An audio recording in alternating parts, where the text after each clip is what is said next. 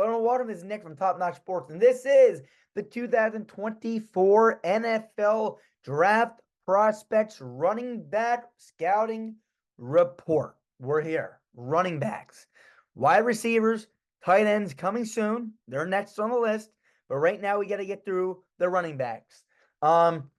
This year's class, not a lot of household names. I'm going to be brutally honest. It's not a lot of household names.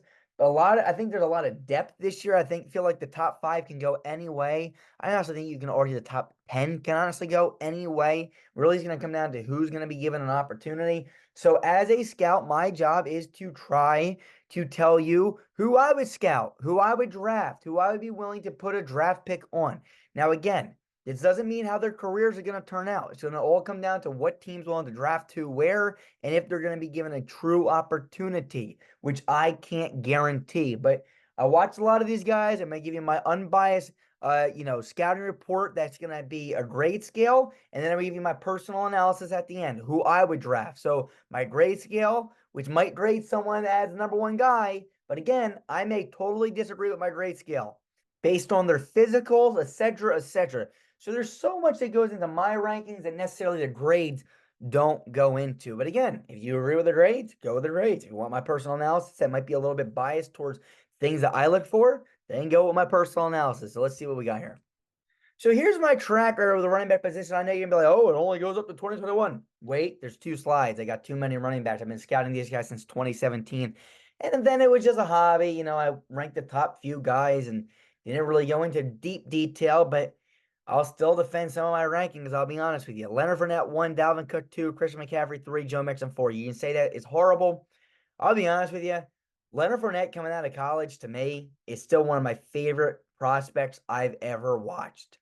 The dude was a big guy, ran hard, could catch the football, would spin out of his shoes, run people over, juke people out. When you got a guy that's that big and can move that well, he would still be ranked. He would be ranked my number 1 prospect this year coming out if he was, coming out of the draft this year. I love Leonard Fournette. I'll defend him. What happened in the NFL necessarily with him, you can't really predict that. But as a prospect, I feel like he was definitely number 1. Number 2 for me was Dalvin Cook. He had some off the field issues, but again, his tape was solid. Really liked him. He had a really good NFL career. Probably could still be a starter somewhere, but again, some teams just give up. Like once the Vikings gave up, now who's going to pay for a guy like him to play elsewhere? You know what I mean? Like no one's going to pay these old veteran running backs once they go on to their 2nd or 3rd contracts, unless you get down to the 3rd and 4th guy, right? Christian McCaffrey, number 3, goes to Carolina. He was the guy in Carolina because it had nobody. And then he goes to the perfect situation in San Fran. Again, all I can do is rank the prospects on talent, right? And McCaffrey could do a little bit of everything. Punt returner, kick returner, could catch the ball, run the ball. And again, nowadays, right, back then it was new kind of, right? Not many people were those guys and could be elite NFL players, 4-down backs. Nowadays, you look to find Christian McCaffrey's. So again, he changed the draft. With the way he's been able to play, he's trained how scouts look. And now I look differently. Now I look at those guys, I'm like, can it be the next? Can it be the next Christian McCaffrey? So he changed the way everything was. And again, having him at 3, I still stand by that decision back then. I would still stand by that. What I saw, I'm not changing. Joe Mixon at 4. Had some off the field issues. I had some concerns about him, but again, had a really, really good career. Now he, unlike Dalvin Cook, has a second team that's been a buyer. I mean, he's now on the Houston Texans. Gonna have a good shot over there. I wish Dalvin Cook would be given another opportunity too, because it sucks. Because you go back, you're gonna look. He's gonna be McCaffrey 1 for who was the best, and Mixon's probably gonna end up being number 2 without a doubt because Fournette's career basically ended early, and I think that was more due to he was fine in Jacksonville, and then they ended up just getting rid of him, and that was kind of it. He went to Tampa for a year, looked okay, and then nobody else really gave him a shot. Dalvin Cook looked phenomenal all his time throughout Minnesota. Everyone said, oh, yeah, well, he's not that good. Let's just use, Alexander Madison. And look how Madison looked. Horrible. So Dalvin Cook, it shows you how good he actually was. He goes to New York with the Jets and doesn't really be, given much of an opportunity over there at all. And now, again, just his career just kind of in limbo. And last but not least, Joe Mixon is going to have a shot in Houston. 2018, the illustrious draft class. Yeah, I was wrong here too with some. Barkley won. Still think he was the most talented. I thought Ronald Jones could be amazing.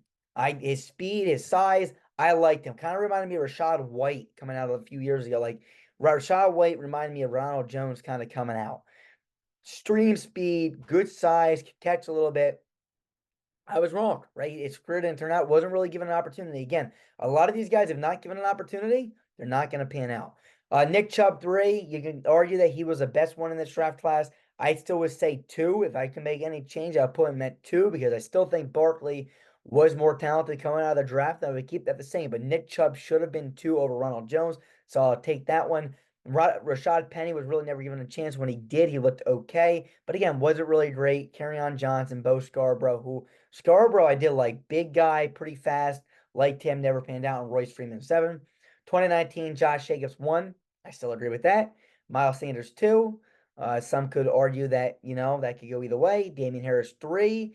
David Montgomery, 4. And Bryce Love, 5. Again, everyone's going to be like, oh, you missed. David Montgomery should be number 2 or number 1.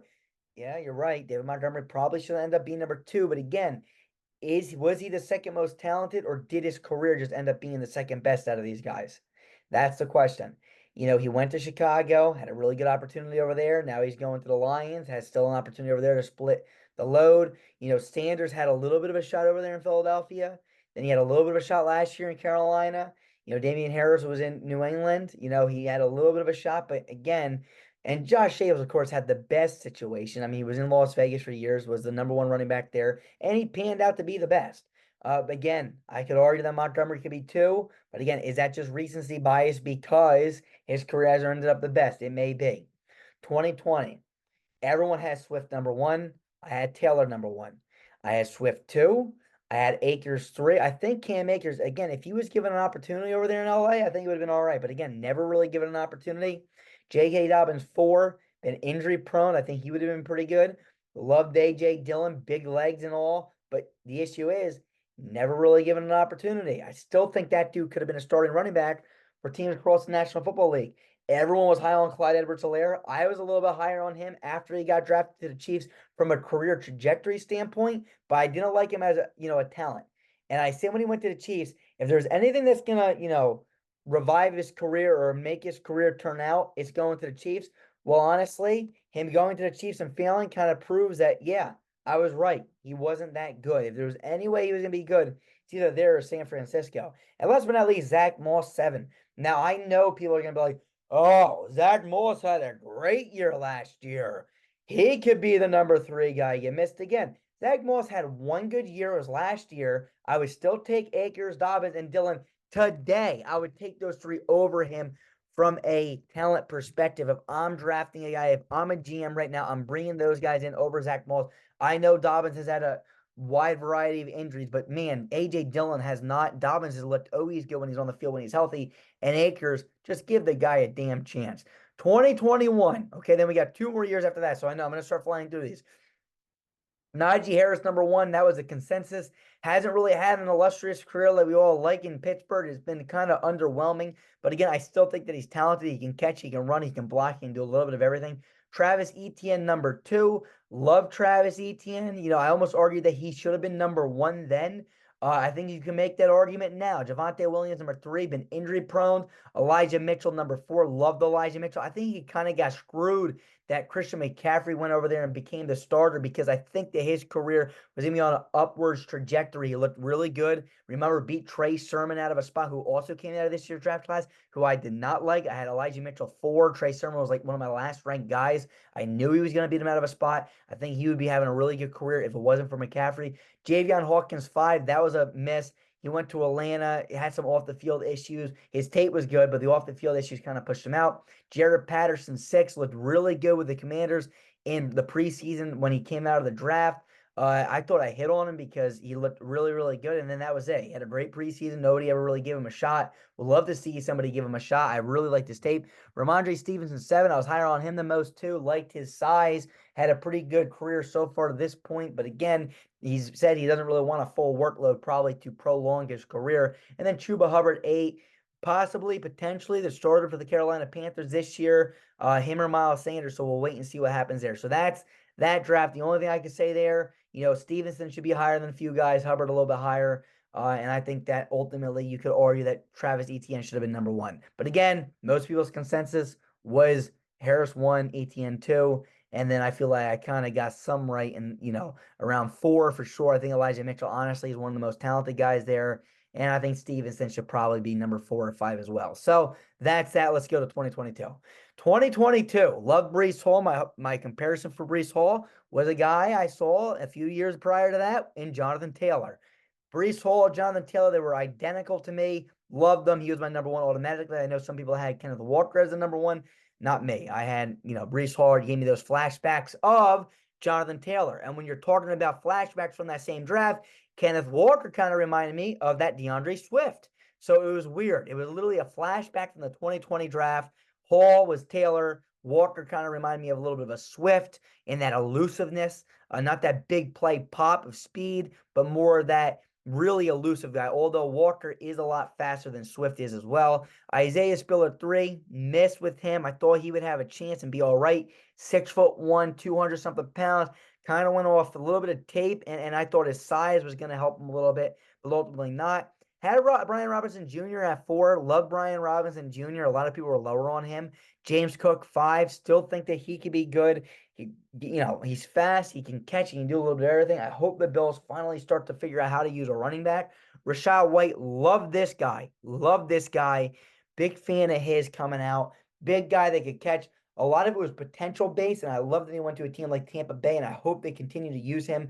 His potential's through the roof. Connor Williams 7. You know what? This guy, I said I would take a swing for the fences with him. I would have him in my top 3 that year if he didn't run such a slow 40. I had him after tape. I had him ranked as like the number 1 or number 2 ranked prospect, maybe number 3. But he was phenomenal. Go back, watch the scouting report. I love this dude a lot. It's just that 40 time scared me. And then I was like, well, what team is going to take a chance on him? Then he got drafted late. And then he goes to the Rams. It's like he's never going to start. Then he finally gets a chance. And just like I said on this tape, the dude takes advantage of everything that's to be had. And he is a hard-nosed football player that makes extra yards, creates extra yards. I love Connor Williams. 8, Dameon Pierce. I like what Dameon Pierce showed me his rookie year. I didn't know if he could do it. Again, I don't know if he could be a workhorse because he never was in college. But I liked them, and you know what? They just kind of they took that spot away from him, and I hope that he gets it back eventually. Master Teague 9, Abram Smith 10. You guys probably don't even know who they are. Last but not least, last year, Bijan Robinson 1, hit on that. Zach Charbonnet 2, Jahmyr Gibbs 3. Jahmyr Gibbs was explosive. So was Devin Akane. So you know what? I'm going to be honest with you. I think I hit this one out of the ballpark. And I know Charbonnet might not have a better career than Gibbs or Akane, but I'll tell you something right now. Charbonnet was also drafted to worst position because he's a backup to Kenneth Walker. Charbonnet could be an every down back in the National Football League. He can catch a ball, he can run the ball. I think, honestly, there's a shot that he can steal Kenneth Walker's job. And I love both of them. They're both my number 2 ranked guys coming out.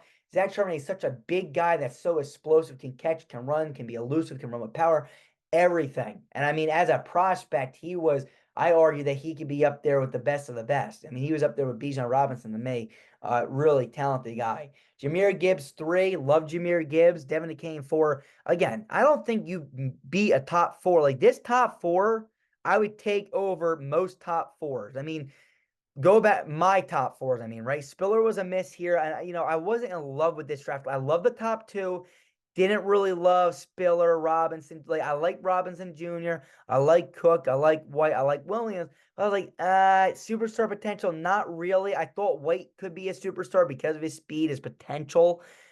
These 4 right here, Akane's speed, Gibbs' explosiveness, Charbonnet's body, and they can just do a little bit of everything. And Bijan Robinson, those 4 were crazy. And even if you go back here, these 4. No, again, I really liked Harris, Etienne, and Mitchell, if I'm being honest with you. Williams, I had ranked higher. But again, you have the guys that you really like and gravitate towards. Those were my 3 guys then. So I would take 2023's 4 over those 3. Taylor, Swift, love those 2. After that, it kind of fell off. 2019 is not even in consideration. 2018, I mean, you could argue Saquon and Chubb's are really good too. But then after that, it falls off. And then 2017, I think that's the only class that you could say you could argue that could be up there. Fournette, Cook, McCaffrey, and Mixon. I love those 4, and I think you can compare those 4 to 2023. So I think last year's draft class was the best draft class we've seen in a while compared to, 2017. And I could argue 2022 is probably the second or third strongest out of the last three. So there's that. That's what we got with the running back class. And another guy I want to mention here again, and I know I'm going on a rant about my track record, but a guy I really want to mention that's not given an opportunity that I absolutely loved on tape. I don't rank a little bit lower, but Israel Abanikanda. I love this guy, and I hope he's given a chance. I know he's over there in New York with Breece Hall, so he won't be given a chance there. But man, explosive and big, he's that guy, and I think he could be special. So here's my grade scale. This is how I rank people. So this is after a complete scouting process, right? I watch their pro days, their combine, everything. I grade them on their in-game speed and their comp. Of course, I adjust it based on their 40 time as well. I actually kind of lean now more towards their 40 time and if it's something that I see, I'll let you know in the notes. But I don't want to be, oh, this guy has an A+ speed, and really he runs like a 4.65, but he looked fast to me. It's tough to gauge. I'll say he looked fast to me. But he ran a slow 40. So again, the speed, honestly, if I'm being honest, kind of goes off the 40 time. Trucking, can they run somebody over? Fight means fighting for extra yards. Can they break easy arm tackles and go through maybe an easy tackle? Agility, are they elusive? Catching, do they catch the football? Can they run routes? Catching is more than just, oh, do they catch the football? Are they running routes out of the backfield? Are they lining up as a receiver? How is their route running? Everything goes into catching there. So it's more of just a receiver area and vision. Are they able to see the hole? Do they hit the holes? Do they set up their blockers properly by taking the right angle through the hole? These are all things that go through under vision. So now let's hop into the first guy. Now, this does not mean he's my number one, but he's the first guy I'm going to talk about. And I'm telling you, this list is a crazy, crazy order. So let's hop into it now. Here's the first guy. Earned a 78 as his grade. Ray Davis, 5'8", 211, 4'5", 240. Okay, one more time. 5'8", 211, 4'5", 240. Not the tallest. 211 is all right in size. Right, 4'5", is not the fastest. But I'll tell you something. I loved this guy's tape. Let's see what I say. This kid is one of those guys that I fall in love with their tape, but I don't hear much noise about him from anyone else. He has elite vision with really good elusiveness to pair up with it. Not only is he able to find open holes and juke his way around defenders, but he is also able to power through some defenders. This kid is not only a running back, but he can also catch the football. Since he can do everything, if he's given a chance at the next level, I think he could be a great player at or in the NFL, okay? So at or in the NFL, he can be a really good player, right? Because he has it all. He has all the tools, but will he be given an opportunity? And that's the big thing with running backs, right? This guy has it all, man. If I'm drafting this guy sitting on the board, I'm taking him. And I'm an offensive coordinator in real life, man. I'm using him. I'm using him a lot. And I know not every team's going to use this guy, but hell, I'm telling you again, I'm using him. And I'm going to use him towards his strengths. And you know what his strengths are? Every freaking thing possible. That's what his strengths are. Okay, so what are his strengths? He has a really nice juke move, right? He can run some people over. He's not afraid to lower his shoulder and run you over. And 5'8", 211, you don't think that, but when you turn on the tape, he's able to show it. He catches. He runs routes. He can catch the ball. Okay, he's a good receiving back as well. And he has really good vision. And again, I saw this guy hit holes hard and hit them fast. So that 4'5", 240, I know it's not getting him the greatest speed grade, but with his vision and elusiveness, he's gonna make holes and he's gonna get yards. And I honestly think 4.52, that's fast enough to outrun some defenders and get you to where you gotta be. And I think he plays more like 4.45, 4.43 type speed in film. So there you go. There's Ray Davis. Here's his breakdown. Again, I'm going to show you this for everybody so you can see exactly how they got the grade that they got. You're more than welcome to take a look at this. I'm not going to break it down. But again, you can see those things like catching, like vision, that, this guy's pretty good. Okay? He's pretty good. If you have great vision, you have pretty damn good elusiveness, okay? You have good speed and you're allowed to run people up. Yeah, you know what? I like what this guy brings to the table. Okay, let's keep this thing going. Here's the next guy, Bucky Irving. Earned a 76 as his grade. 5'9", 192, 4.55. So again, how does that compare to Ray Davis? Well, 1 inch taller, about 20 pounds lighter. So, I don't love that. And you can see, not the thickest guy here, right? He's thin. He's very thin. Okay. 4.55, 40. slightly slower, but not going to be out of this, a different category. Now, again, when I talk Bucky Irving, I want to talk about one of the most complete, film analysis I've seen. When I watch this guy, he does moves that you don't like. All right, yeah, this guy's fast, so he's elusive. This guy uses a stiff arm. This guy uses a spin move, a juke move. He does it all. He is a professional runner, but he's a little bit small for my liking. So again, in my personal analysis, he might be a little bit lower. But when I talk about a complete runner, and he knows how to do a spin move, a stiff arm, a juke move, he knows it. Okay, he can do everything, and he knows what running moves are. Some guys, they just run. Right? Oh, they hit a little juke. This guy will spin. This guy will step. He'll do everything. You'll see everything. So this guy's a complete guy. Let's go into his notes. This kid was fun to watch on film. First and foremost, he is willing to fight for extra yards. He's going to try to pick up as many yards as he can for his team. He also may hit the hole the hardest out of anyone in this draft class. He has good elusiveness and can bounce around to find a hole. He also is capable of throwing a stiff arm, juking out a defender, or hitting a nice spin move. This shows he has a variety of moves to beat defenders. His ability to catch the football allows him to be utilized in a variety of ways. This guy can do everything. If you are a Mike McDaniel, a Kyle Shanahan, one of those guys, you will find a way to get this guy into your system.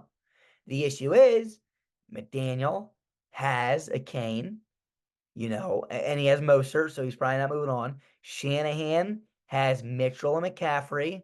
So I fear that this guy is going to go a little bit wasted. But man, would he be great in a system like that where they could utilize him to his strengths, which is everything.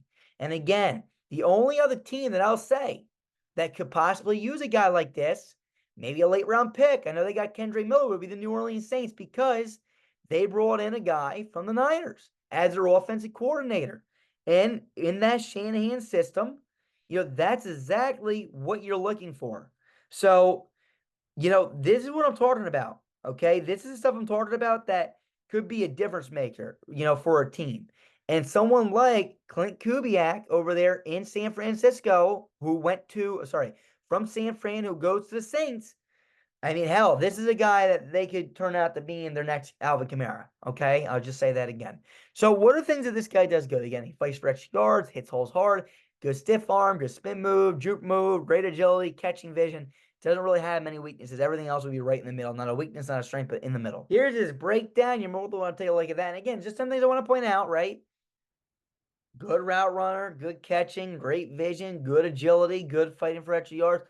Not the fastest. Again, not phenomenal speed, but again, he's fast enough to still, with all this, you don't really need to be, a home run hitter with your speed. And the next guy earned a 74 as his grade. Will Shipley, okay, 5'11", 206, did not run a 40 at the combine, but ran one at his pro day, and it ran a 4.39, which I'll tell you something. That's a good number. That's a very good number to have. 4.39. 5'11", 206. So again, he's right in the middle with weight between Irving and Davis. 2 inches taller than Irving, 3 inches taller than Davis. So all around, taller, but, right in the middle between the weights, and the fastest by far, at least according to 40 time. So this is a guy that has pretty dang good size at 5'11", 206. 4.39 speed is electric, okay? And I'll tell you something right now. His tape was pretty good to me. And I think this guy is being heavily underrated. Okay, I think you can argue this guy's a top 5 prospect. Okay, so let's see what we got here at the running back position. And here's another thing. Remember when I was saying before that, I missed on McCaffrey and stuff, and these style running backs are now becoming more and more of a thing? Well, Will Shipley's one of those guys.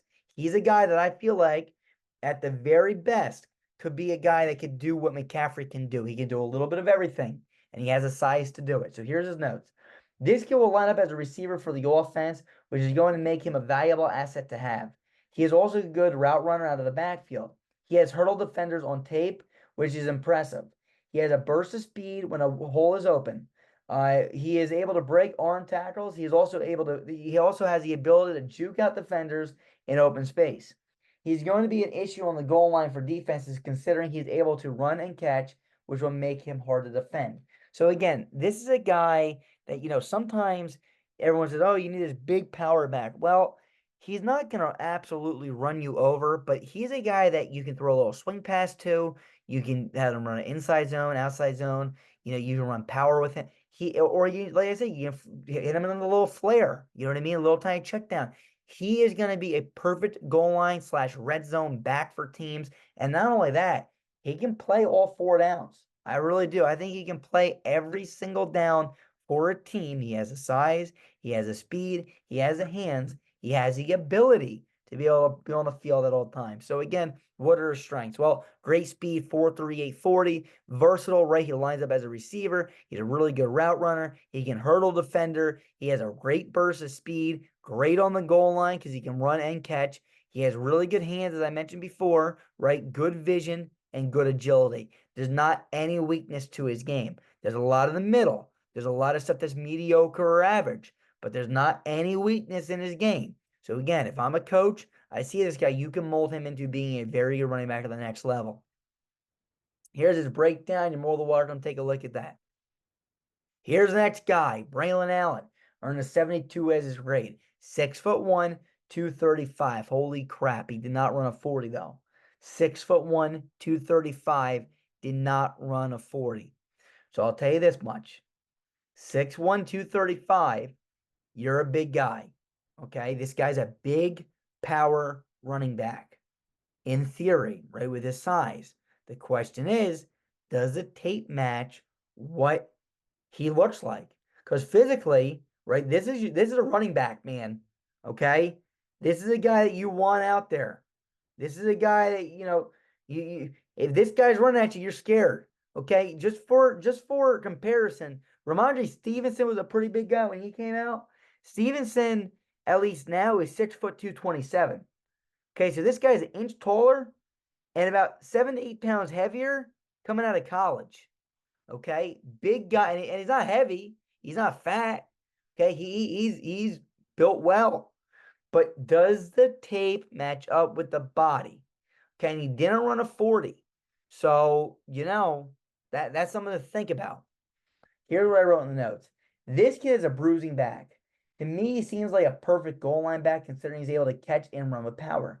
He's able to run over defenders while also breaking arm tackles. He's a patient runner who is running downhill to pick up positive yards. He should be utilized as a north-south runner. He also, to my surprise, was able to run some routes out of the backfield. He is one of the least agile guys I've watched in the past few years, but that should not be a huge knock considering it is not his style of running. He also does not seem super quick on film. Interested to see what his 40 time is if he ends up running one.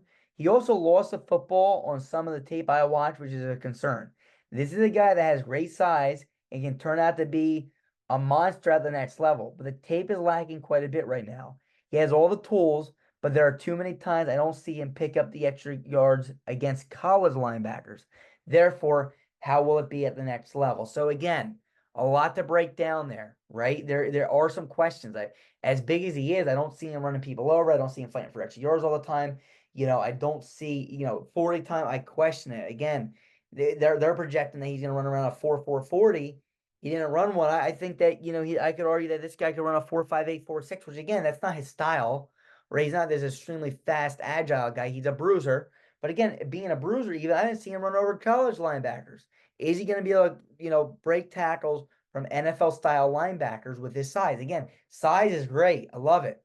But I got to see something on tape, and his tape kind of lacked in some areas. So what are his strengths? Well, goal line back, right? If he can catch and he can run, you're the best goal line back out there. And his size is phenomenal, again. So he's a perfect goal line back. He runs over defenders at times. Okay, he does at times run over defenders, which I like to see. Okay, he can run routes. He can truck over defenders, right? He fights for extra yards. He has good catching, good vision, and he's a little bit of a hesitant runner, which hesitant runner is one of two things. It's a positive, right? Because guys like Le'Veon Bell, right? Everyone loved the way he ran. Oh, he's so good. He's a hesitant runner. And it worked good when he was over there in Pittsburgh for a while, right? And then he went to New York and he was behind a bad offensive line and it didn't work anymore. Because hesitant runners only work in certain systems. And sometimes a hesitant runner can turn a 3-yard game into a 10-yard game, right? Because they let their blockers set up their blocks. But also sometimes they can turn in a 4-yard game if you just hit the hole hard into a -1 or 2-yard game because you're waiting. And sometimes it's better just to hit the hole hard. So it's a strength and it's a weakness. He lacks agility and speed. We got to question his speed. We don't know. Okay? We don't know. But we can question it. We can absolutely question it. No 40 time. Okay? So this is a question. Not that he lacks speed. It's that we question his speed. Okay? There's that. So let's take a look at the next slide. Here's his breakdown. Again, they give him A- because he got a lot of scouts. I'm going to trust the scouts here. They're saying he can run around a 4.4. I don't believe it, but that's what they're saying. Even if we're in a 4.45, 4.5, I'd be happy because then I know he can do it rather than him not running. I'd rather see you run. It would have boosted your stock for me at least. Let's go to the next guy. Here's the next guy. Jaylen Wright earned a 72 as his grade. 5'10", 210, runs a 4.38, zooming frickin' 40. One more time. 5'10", 210, ran a 4.38 40. Okay, 5'10", 210. So compared to Braelon Allen, yeah, everyone's going to be smaller, but compared to Shipley, Irving, and Davis, right? He's taller than Davis and Irving. He's heavier than everybody besides Ray Davis. He's 1 pound lighter. So this guy all around, he honestly is probably the most well-rounded guy so far. And again, he ran a 4.38 official 40, unlike Shipley's 4.39 pro day 40. So this is a guy right now, when you look at size, he seems pretty damn good. 5'10", 210. Ray Shipley's he's 5'11", but 206, so a little bit undersized weight-wise. The other guys are just small, right? 5'8", 5'9". Bucky Irving's probably the worst when you talk about height and weight. He's all around the smallest. Ray Davis, again, he has the weight, but 5'8". Again, it doesn't hurt to be small, like short as a running back, but still, I would prefer a little bit taller. But again, so you look at Jaylen Wright, though, all around, pretty damn good size. 5'10", 210. That's pretty good. And again, runs a 4.3. That's a freaking fast 40-yard dash. So let's see what his notes say. This kid has the ability to pop big runs with his speed and vision. He has the ability to break easy arm tackles and fight for extra yards. One of the reasons teams will like this kid a lot is because of his pass blocking ability. He can pick up blitzing defenders to help chip edge rushers. This kid can do a little bit of everything, which most teams will love. He does a great job setting up his blockers with his vision and agility. The only area I did not like was that I did see him lose yards in the backfield at times, trying to bounce runs to the outside. So again, the only thing that I don't love is that there are some times that he's going to try to bounce or run a little bit to the outside, and it's going to cost him. But I'll tell you something right now. For the most part, I'm not even going to consider that a weakness. That's like we're right in the middle. Because sometimes he's going to really get yards out of that, and sometimes he's going to lose yards. And I'd rather you just get back to the line of scrimmage every time than lose yards. But again, his ability to pop runs, sometimes he needs to cut it to the outside. So I understand. Just at the next level, cutting it to the outside always doesn't work. Sometimes you just got to stay in your hole, trust your blockers, and beat a defender. So what are his strengths? Great speed, 4.38 40 time was really good to see. Good vision. He has that big playability between his great speed and vision. That big playability is great, right? One cut, boom, sees it, hole, off to the races. I love that ability. He fights for extra yards, and he has good agility to pair up with it all. Here's his breakdown. You're more than welcome to take a look at that, all right? First page done. Let's get to the next one. Here's the next guy. Earned a 71 in his grade. Blake Corum. Okay, 5'7", 205, 4.53 40. 5'7", 205, 4.53 40. Okay, right now he is the shortest running back in the entire draft class. At least of the guys that I'm going to talk about. And here's the thing that scares me about Blake Corum. And it scares me in a sense of like, it doesn't scare me, but the thing that drives me nuts is that his tape is too damn good, and then his physicals are just absolutely atrocious. So usually when you see a prospect that's 5'7", 205, 4.53 40, you don't think twice. But his tape is too good, and it's like it's just tough for scouts to really get a read on him, because if you just base it on his tape alone, I don't know how you can't argue this guy's a top 3, 4 running back in this draft class. Top 2, probably, honestly. But when you take the physicals into perspective, and you say, will this work at the next level? That's where you got to really start questioning sometimes.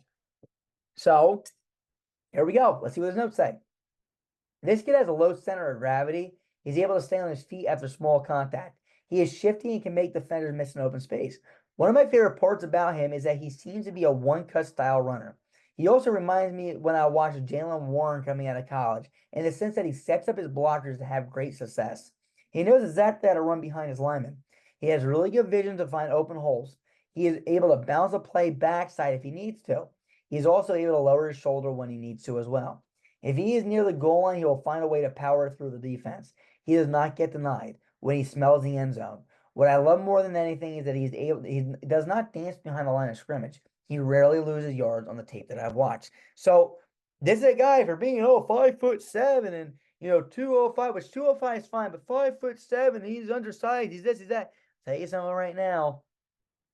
When he's in that red zone, when he smells end zone, he gets the hell in. He's like a freaking heat-seeking missile. Okay, he's not going to be denied. Okay, and that's something that I love about Blake Corum.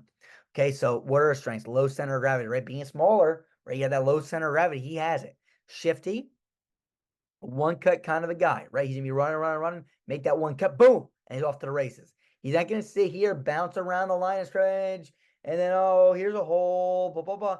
He's going to go up, cut, go, and he's off, And again, his off to the races now is not like, Will Shipley or Jaylen Wright, but even with his 4.5, 340 and his small legs, he's going to move, okay? He's going to get some extra yards. So there's that, right? He sets up blockers great. This is something that not a lot of running backs can do. Jaylen Warren, still probably my favorite I ever watched with this. And you know what? That's why I'm glad he's doing good. Because if you know how to set up your blockers, you're going to get a lot of extra yards that most running backs can't. And he knows that, if he goes on the right shoulder of his guy, then he's going to be able to achieve the block, and that's going to get him another 2-3 yards. He knows how to set up his blockers so he can maximize his runs every single time. Great vision, can bounce plays backside, right? He's going right, boom, cuts it backside, he's gone, right? And again, by gone, I mean 4, 5, 6 yards. Not 57, not 105, okay? He's going to gain an extra 16, 15, 14 yards by cutting it backside. He's not necessarily going to pop a 70-yard run all the time because he just ain't that fast. But I'll tell you, he's going to gain yards. Great near goal line.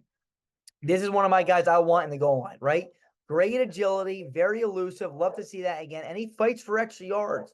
Again, not going to be denied. If he gets arm tackle, he's going to fight through it. Really good to say. So again, this is a guy I really like. The only weaknesses is that he is 5'7", 205, right? So he's a little bit smaller. It's really not a receiving back. This is a guy that's not going to catch 25 plus balls a year, 20 balls a year. He might catch 12, 15. I mean, yeah, he can catch. It's not that he can't catch. It's just that he's not really asked to do it, and that's not his style. Okay, here's his breakdown. You're more than welcome to take a look at that. Here's the next guy, Dillon Johnson, 5'11", 217, 4.68, 40. Okay, Dillon Johnson earned a 71 as his grade. Here's his notes. This kid has the ability to be an all-around running back for a football team. I think he has the size and ability to be a workhorse. He is a hard-nosed football player that is willing to pound the rock. As much as Washington was not a run-first team, he ran hard when he touched the football. His ability to run through defenders and fight through contact may be top in the class. He may be the best power back I have watched in this draft class so far. If he has an opportunity to be a workhorse for a team that needs a power back, he could run away with an opportunity. Once again, as always, it comes down to the opportunity. So again, Dillon Johnson, 4.68, really slow 40 time, right? One of the worst I witnessed. 5'11", 217. He's a bigger guy, all around 217. That's right around the weight you want to be. I like 215, 5'10", 5'11", 215. Anything more is special, especially if you have that elite speed. Dillon Johnson at 217, 5'11", he has enough size, but the 4.68, 40 is concerning. But again, for his style of running back, being that bruiser, that's okay. That's okay. You can be a little bit slower if you're able to run people over. So what are his strengths, right? Good power back. He can run people over by trucking. He fights for extra yards, and he's good at he can catch too. So he can do a little bit of everything, right? He's a power back that can catch. So again, goal line, red zone opportunities, this is probably going to be the guy for a team if they're willing to use him. What are his weaknesses? Well, he lacks elite agility, right? And he lacks elite speed. 4.68 40 time is not great. When you compare that to any other running back in the class, it is one of the worst. And there's only one guy that did a little bit worse than he did. Here's his breakdown. You're more than welcome to take a look at that. And again, some I really want to stand out. A lot of people I don't give a good trucking grade to, but this guy can legitimately truck. He'll run you over, okay? And he has pretty damn good hands too. So this is a guy, again, all around. Teams could use him. Teams can absolutely use him. Here's the next guy, Dillon Laube, okay? 5'9", 206, 4'5", 440. 5'9", 206, okay, a little bit undersized for me. 4'5", 440, not great. Again, the physicals for some of these guys, even though the tape's great or not, they're great. It's weird because, like, there's nobody that has phenomenal physicals this year. There's only a very few. All right, so what are his notes? Let's see. This kid's an interesting prospect. He absolutely should find his way on the football field because of his versatility. He is a good return man, whether it is a punt return or a kick return. Not only is he great at those, but he can also be utilized as a receiving back or line up even as a receiver. His total upside would be a 3-down back, but the more realistic scenario is him being a gadget guy for the first year or so. If given the opportunity, he can shock some people because, again, he can do a little bit of everything. So what are his strengths, right? He's a return man, right? He can make some really good returns as a punt returner or a kick returner. So I would definitely probably see this guy in the role of that next year on some team. Great versatility. Running back, receiving back, slot receiver, line out wide. He can do anything. Anything you need, he can do on the offensive side of the football.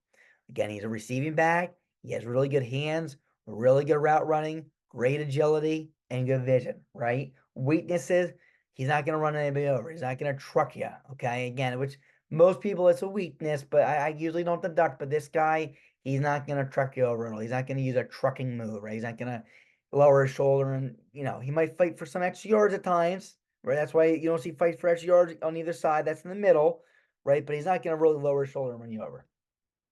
Here's his breakdown. You're more the water and take a look at that. And the thing that really stands out here is that catching category, the route running, the catching, the lining up all over the place. He can do a little bit of everything. Here's the next guy. Under 60 is his grade. Jonathon Brooks, 6 foot, 216, did not run a 40. 6 foot, 216, did not run a 40. Okay? Again, I hate seeing people not compete. I hate it. This kid is one of those guys that I watched from this draft class that uses a stiff arm. He seems more like a power guy than a finesse guy. He will be a great red zone back because he can also catch a ball out of the backfield. He is good in the screen game as he is good at setting up his blocker for success. He has great hands and is able to make some acrobatic catches on the tape that I watched, although I did not see him line up as a receiver. He does not seem to have elite speed, but is good enough to pop big runs. He also is not the most agile, but he is able to make some people miss. He will not be brought down by weak arm tackles as he easily breaks weak tackles. He also seems to have good contact balance. This is a guy that can do it all besides being extremely elusive. Having the ability to do a little bit of everything could help his draft stock rise. If on the right team, he could be a top running back at the next level, some of the like some of the other guys. But again, it comes down to situation and if he gets an opportunity. So again, what are his strengths, right? Good stiff arm. He would be a good red zone back. He's good in the screen game. He made some really good acrobatic catches. He, good contact balance, and he fights for extra yards. His weaknesses, right? He lacks elite agility, and you got to question his speed. And again, he did not run a 40. So this is why we got to question the speed. It's not that you question his speed, right? Again, you're going to see his speed rate in a few seconds here, right? What the scouts say. But when you don't run a 40, it makes you at least put a question mark there and say, there's a reason why they're not running for the most part, right? Some guys don't. Some guys you can just see that they're absolutely electric on tape with their speed, and they don't have to, and you still feel pretty comfortable. But guys like this and Braelon Allen, these are guys that there's too many. I can't say, oh, he has elite speed from the top. He has speed, but I don't. It's hard to gauge, and the 40 time kind of helps you gauge that speed a little bit more. And when you don't run it, it's concerning. Here's his breakdown again. Scouts are saying B+. That's probably right around the 4.5 40 time projected. Again, if you ran a 4.55, I'd have been more happy about that if you actually ran it than avoid it completely. And now you're making me guess. So trucking, right? He's okay. Fights for extra yards. Okay. And again, we see that lack of agility a little bit out of Jonathon Brooks. As we go to the next guy. Here's the next guy, Daijun Edwards, earned a 68 as his grade. 5'9", 207. He also does not run a 40. Sheesh. Come on, people. Be competitive. Love of God. Okay, here's his notes. This kid has the ability to run players over, even though he looks like he is a smaller player. He can do a little bit of everything, but nothing special. He's a guy that has tools, but I do not expect him to get a chance right away. So again, what are his strengths? Really, nothing's really a strength. A lot of it's in the middle, but he has tools to work with. Okay, so there's things there to be had. The weakness to me, right, there's not a ton of weaknesses either, but the one thing that I would definitely point out is that, again, his speed, we don't know it. It's a question mark, right? No 40 times, so it may just raise that question and hold up a little bit of a flag. Again, they're projecting right around a 4.5 40 time for him. When you don't run it, it's tough to tell. Everything else right along the line is about a B. Here's the next guy, Cody Schrader, okay, earned a 68 as a grade. Okay, 5'8", 202, 4.6, 140. And then you say again, like, you run a 4.61, and it's like, oh, well, is it better just not to run it or to run it and run slow? Right? And here it is, 4.6, 140 time, right? And here it is, the weakness, right? This is why some guys don't run it. But I'll tell you something. I raised the question if you don't run it either. Right? You might better get a better speed grade if you don't run it and they're projecting higher. But I take personal notes on these things. Okay. And again, you're going to hear the notes and you're going to hear about this guy. So let's see what I say. This kid's a hard-nosed football player. The biggest concern from scouts, including myself, is going to be the lack of elite speed. Okay. So there it is. Right. But that was already a question. Okay. But let's just keep on reading the notes and see what else I say. His ability to see a hole and use his agility to get to it is fun to watch. Not only can he run with elusiveness, but there are plenty of times he will lower his shoulder and pick up some tough yards. He fights through easy arm tackles and is willing to pick up pass protection. Not sure where he'll be drafted, but a kid like this is a coach's dream. So I'll tell you something right now, okay? There's a few things about this guy. He's a hard-nosed football player. He fights for extra yards. He has good vision, and he has a good burst of speed. Right? He may not have run a good 40. I don't know if he runs it again, if he runs any better. I don't know. But I'll tell you something, his game speed, right? When he gets that burst through that hole sometimes, he's fast. He looks like low 4.5 speeds.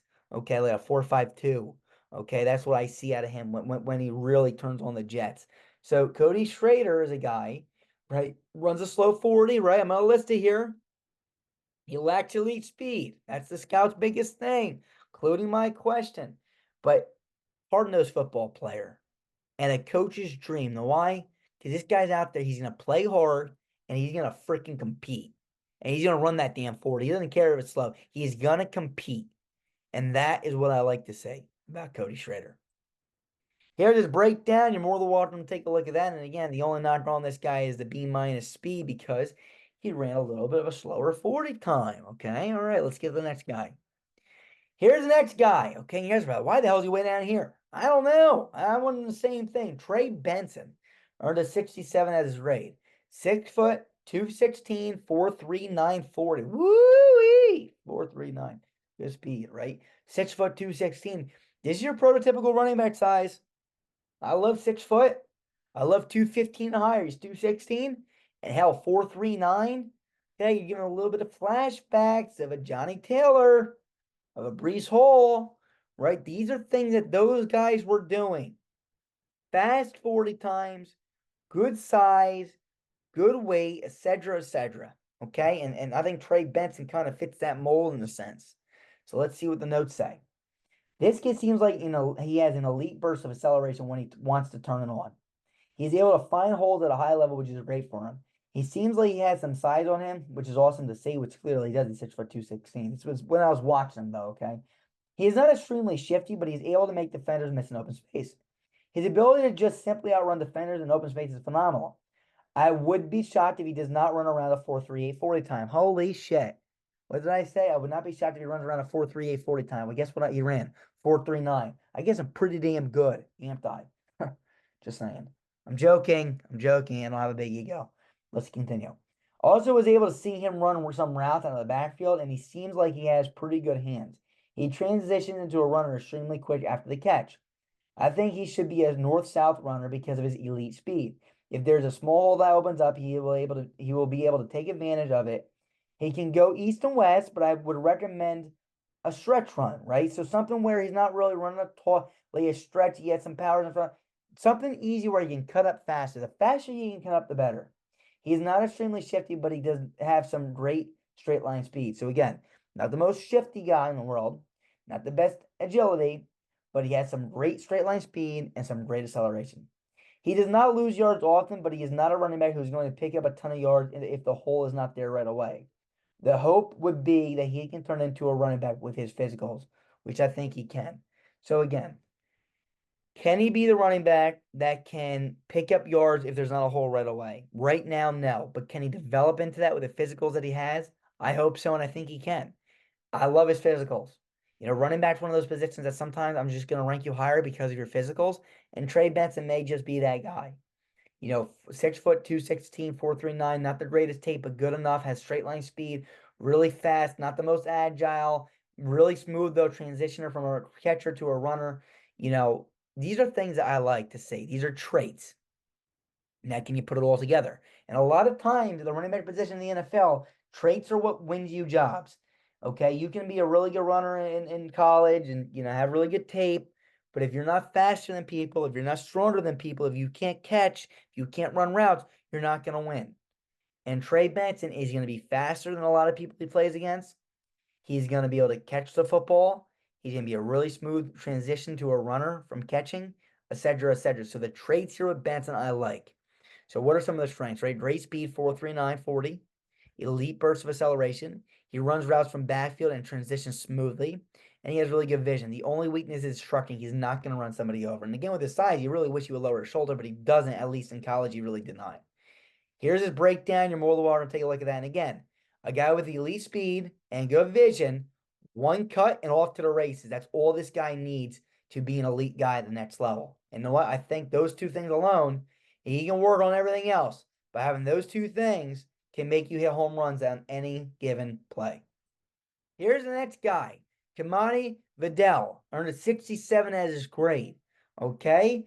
5'8", 213, 446. So again, 5'8", a little bit undersized height wise, 213, right on par, 446 is a pretty damn good 40 time, okay? So what are his notes? This kid can do a little bit of everything. He even lined up in some wildcat formations because he seemed to be by far the best player on his team. He has good speed, which helps him pop big runs when he gets space. He has enough agility to make defenders miss and fights for extra yards. Not sure where he will be drafted or if he will even be given a real opportunity, though. So again, it's really going to come down to if a team's willing to give him a chance. Strengths, right? He's all around. He can do a little of everything. He can run with speed, power, elusiveness, a little bit of everything, but nothing great. And what's his weakness? Well, he lacks elite abilities.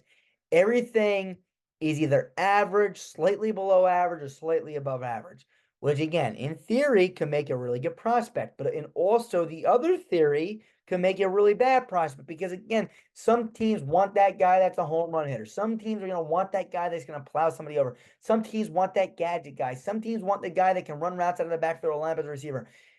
Vidal's going to be that guy that can do a little bit of everything okay, and it's going to be, will a team want that, or does a team want a guy that can do a little bit of something phenomenally? Okay, and that's going to be the question. Here's his breakdown. You're more than welcome to take a look at that. Here's the next guy, Frankie Gore Jr., okay, 165 as his grade. 5'7", 201, ran an unofficial pro day 4.58 40. 5'7", 201, ran an unofficial 4.58 unofficial pro day 40. Here's the thing, okay, I want to make this clear. 5'7", 201. One of the smaller guys again, right? Him and Bucky Irving are like the two smallest of small guys. And he also, and with that being said, again, you do got Blake Corum as well, 5'7", 205, right? So right about that Frank Gore size, and honestly, almost even speed, besides Gore ran even a little bit slower than Corum did. So again, Frank Gore Jr., kind of like Blake Corum's size, okay? So here's his notes. This kid was the best player on his team, but the defense knew that. He would do everything he could to help his team, including lineup in the Wildcat formation. He seemed to always pick up positive yards, which we cannot say about every prospect or all prospects or even most prospects. Right? It's tough. It's tough to do that. He has good enough elusiveness to make defenders miss while also fighting for extra yards. In rounds 4 to 7, I would take a shot on this kid. He seems like he will give a team everything he has. Hard-nosed player. His father is Frank Gore Sr. Okay, we know who Frank Gore was. And I would take a shot on this guy, right? Again, kind of like Vidal, all around strengths, has heart, right? I love the heart. You see this kid fighting for everything. The team was not that good at all. And he's out there he will line up as a wild. He's doing everything he can to try to win games. And that's what I can ask for as a coach. Weakness, again, same thing. Lacks elite abilities. Everything's kind of right in the middle. Nothing's too elite. So a team that wants a guy that can do a little bit of everything, Frank Gore may be your guy. But if not, then you might want to go after a guy that's either a home run hitter or a strikeout, so there you go. Here's his breakdown. You're more than welcome to take a look at that. As we're getting down to the finale here, here's the next guy, okay? MarShawn Lloyd earned a 63 as a grade. 5'8", 220, 4'4", 640. So again, 220 is nice size. I mean, a little bit heavier, right? 4'4", 6 is the same speed as Vidal, who's 5'13". So according to him and Vidal, who's both like literally 2 practices between each other. Same 40 time, same height. The only difference is MarShawn Lloyd is 7 pounds heavier. So they are like pretty much identical from a physical standpoint. So Lloyd's a little bit heavier. What's Lloyd's notes? Let's read it. Okay. This kid has a low center of gravity. He seems like he can run with some power because he seems stocky. He doesn't have elite elusiveness, but is good enough to be able to shake out a defender and gain extra yards. He does have a good burst of acceleration. One of my favorite parts about his game is his ability to see the field. He can find holes within the defense. So again, what are his strengths? Low center of gravity and a good burst of acceleration. Weaknesses, lacks elite agility, and he's not a receiving back. Take a look at this. Here's his breakdown. You're more than welcome to take a look and see what you think. And our last guy, Audric Estime, okay? 61 as a grade. 5'11", 221, ran a 4'7", 140. Ugh. 5'11", 221, 4'7". I mean, look at this guy. To me, this is a prototypical running back, ladies and gentlemen. This is what you want your guy to look like, okay? I mean, look, his arm's freaking huge. That's a freaking big arm. He's a pretty tall guy, 5'11", okay? And 221, he's muscular, okay? That's the truth. So this is a guy that just size alone has potential. The concerning part is I didn't necessarily see everything I wanted to see on tape. So let's see what the notes say. This kid is a downhill style runner. If I did not mention his hurdling ability, then I think you could raise concerns about how much film I watched. He may be the best hurdler I've ever watched on tape. He seems to be a bigger guy when you look at him on tape, which gives him major upside. He does seem, for his size, to have decent elusiveness. He can break arm tackles, which is nice. He doesn't do anything particularly special, but if drafted to the right team, he can run away with a spot if given the opportunity. So this is Audric teammate. So again, race size 5'11", 221. Elite hurdler and good vision. Weaknesses, he's not a receiving back, and he absolutely lacks elite speed, running a 4'7", 140. He may have been a guy that was better off not even running one. Okay, and I love competing, but if you're going to run that slow of a time, you probably don't want to run. Here's his breakdown. You're more than welcome to take a look at that. All right, so the 2024 running back rankings according to the grade scale. Here's your rankings, right? Ray Davis 1, Bucky Irving 2, Will Shipley 3, Braelon Allen 4, Ray 5, Corum 6, Johnson 7, Laube 8, Brooks 9, Edwards 10, Schrader 11, Benson 12, Vidal 13, Gore Jr. 14, Lloyd 15, and Estime 16. According to the grade scale, that's not my opinion. That's according to the grade scale. I'll tell you my opinion in a little bit.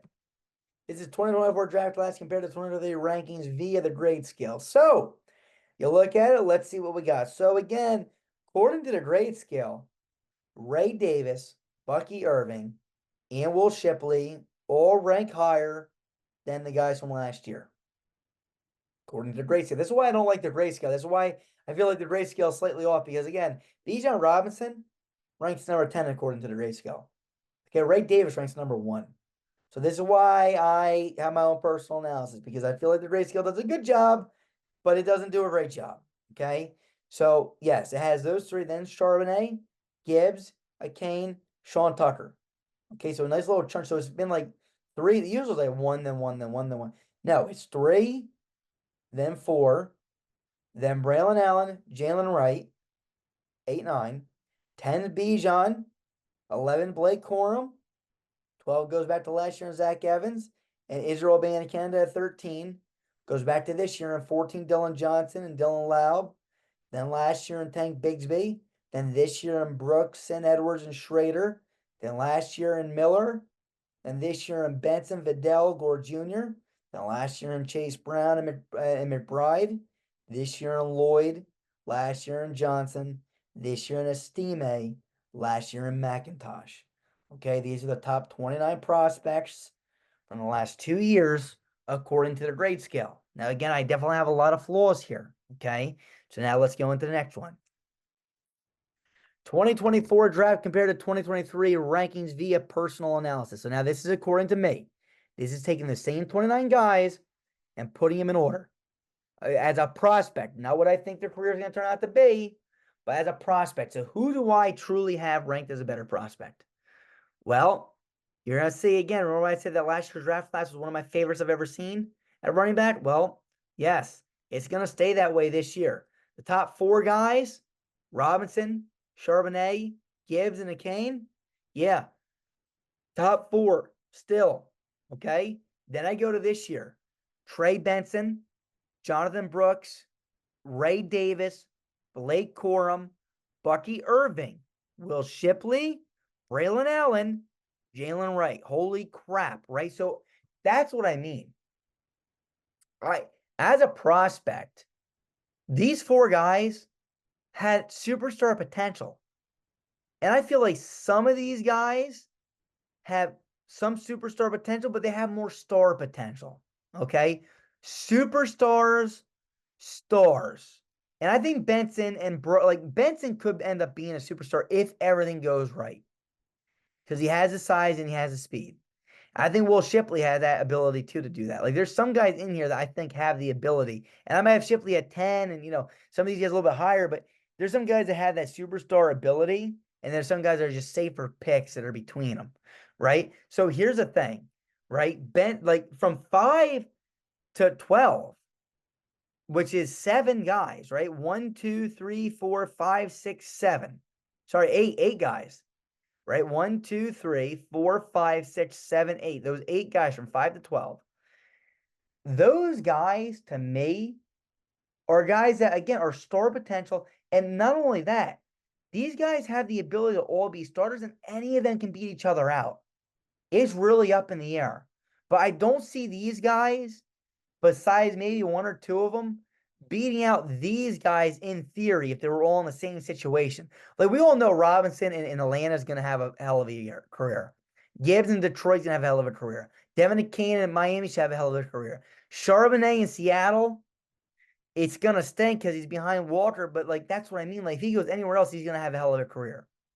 And then you look at the guys this year, it's like, well, if they go somewhere, yeah, they may. But if I have Charbonnet and if I draft right now, Charbonnet or Brooks, I'm taking Charbonnet. And I don't care if Charbonnet turns out to be a bust. It's that he's not given an opportunity. He's a better prospect than a lot of these guys. Okay? We go down the line here. So then he goes Tucker, Johnson, Bigsby, Abandoned Candidate. Then he goes on a little bit of run again from last year. Then he goes back to this year, Dillon Johnson. Then he goes back to last year, Evans, McBride, Brown. Then he goes Estime from this year, Lloyd, Schrader. He goes back to last year, Miller.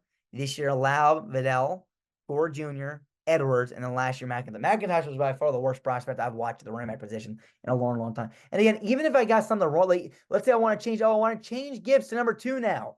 I can't. That's one rule I make with myself. I got to leave the rankings as they were. So I'm not going to make that move. Charbonnet was my number 2 ranked this is as a prospect. He's my number 2 guy. He'll stay there. So now I could put Benson over him if I really feel like it, but I definitely believe that Charbonnet and Gibbs and McCain were all better prospects than these guys. But again, it shows that this class might not have that superstar potential, but it has a lot of guys that could be good. And again, if you play Dynasty football, it's a little bit nerve-wracking because here's the thing. Are you going to choose a guy?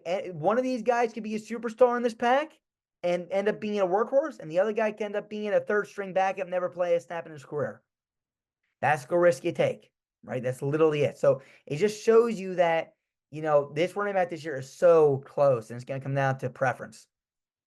Here's the 2024 running back rankings via my personal analysis. So this is the final order for this year's draft. This is what I believe. Benson, number 1. Brooks, 2. Davis, 3. Corum, 4. Irving, 5. Shipley, 6. Allen, 7. Wright, 8. Johnson, 9. Estime, 10. Lloyd, 11. Schrader, 12. Laube, 13. Vidal, 14. Gore Jr., 15. And Daijun Edwards, 16. Those are my top 16 from this year that I was able to watch. If they're not listed, I didn't watch them.